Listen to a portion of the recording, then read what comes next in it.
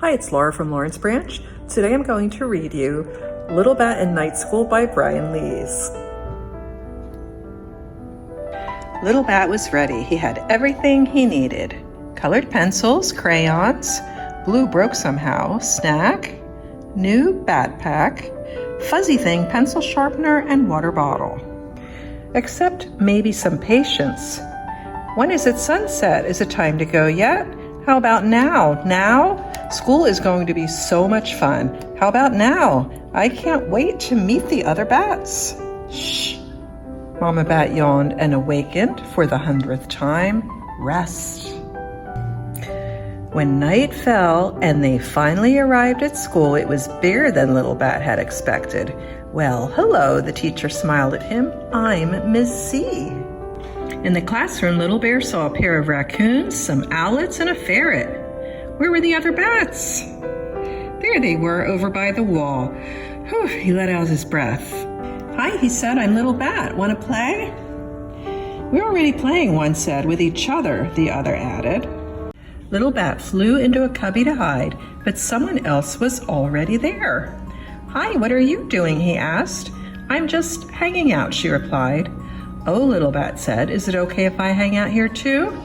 I guess so, she said, but why aren't you out there with them? I don't know anybody, Little Bat sighed. I want to go home. Me too, she said. I'm Ophelia. I'm Little Bat, he blinked. Hey, now we do know somebody here. Circle time, Miss C called. Everyone gather round. She flicked on more lights. Guess we have to join them, Little Bat jumped. Wait, bats explode in light, Ophelia cried. Little Bat laughed. That's just a myth. I'll go if you will. Deal, Ophelia agreed. Little Bat and Ophelia stuck together. Miss C taught them to sing the seals on the bus. They talked about the patterns the stars make and why the moon changes shape. Then it was time for show and tell. I've got half of a popsicle stick. I've got the other half.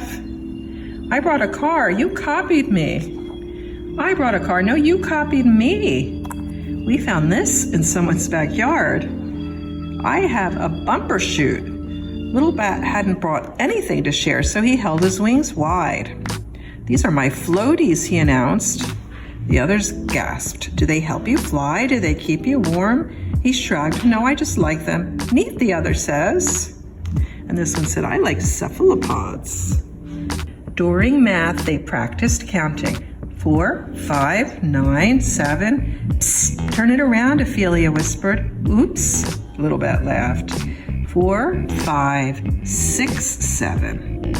At nap time, everyone found a comfy place to rest. B, C, D, E, F, G, H, I, J, K, L, M, N, O, P, Q, R, S, T, U, V, W, X, Y, Z. Then it was time for art. Little Bat threw himself into making prints. He loved the feel of the squishy clay. But Little Bat looked up and saw what someone else was making. I stink at art, he cried. I quit. Hey, don't get upset, the ferret said. I've been doing this a lot longer than you. And you know, practice makes perfect, Little Bat and Ophelia groaned. No, practice makes better, the ferret said. Everyone can get better. That's what makes it exciting. I guess I could try again, Little Bat said. At Munch time, Ophelia held something out. This is delicious. My mama found it on the road. Want some? No thank you, Little Bat said, but I'm glad you like it. He pushed the straw into his juice and it squirted. He grinned and squeezed it again harder. Hey. I'm so sorry, Little Bat cried. I didn't mean for that to happen. Miss C leaned in. It's kind of you to help clean up, she said. It was kind of funny. Time for recess, Miss C announced. What do you want us to do? They asked. Use your imagination, she replied. Is this being graded? What's the goal here? Is there like a specific project you want us to do? Is there a right way to do this? Recess is boring, a raccoon groaned. But look at all this great stuff, Little Bat pointed. I bet we could build something. they got busy. The other two bats came over. "Can we help?" one started. "With what you're making?" the other finished. "Of course," Little Bat said. "Grab something to add." The round rug made a perfect racetrack. "Story time," Ms. C called. Everyone grumbled. "Aw, we were just getting started." But they gathered around as Ms. C opened a book and took them far back into the past. Could the heroes escape before the time door closed, trapping them forever?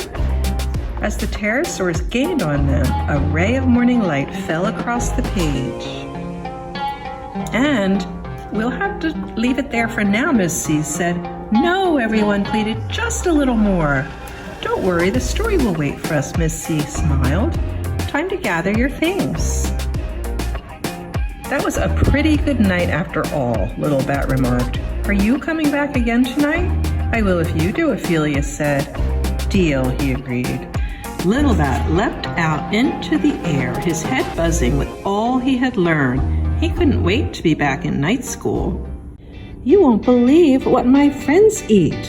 My best friend likes to hang upside down too. Here's a song I can teach you." Somebody almost got in trouble for spilling juice. "We read the most amazing story. I know all my numbers now. Did you know the moon doesn't actually get skinnier?"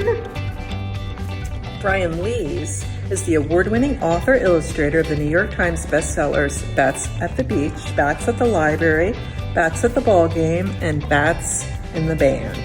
He is also a Caldecott Honor recipient for the Rough Patch. His own school days were full of the typical excitement and worries of young people. Today he visits schools around the country to share things he wishes he had learned about practice and perseverance.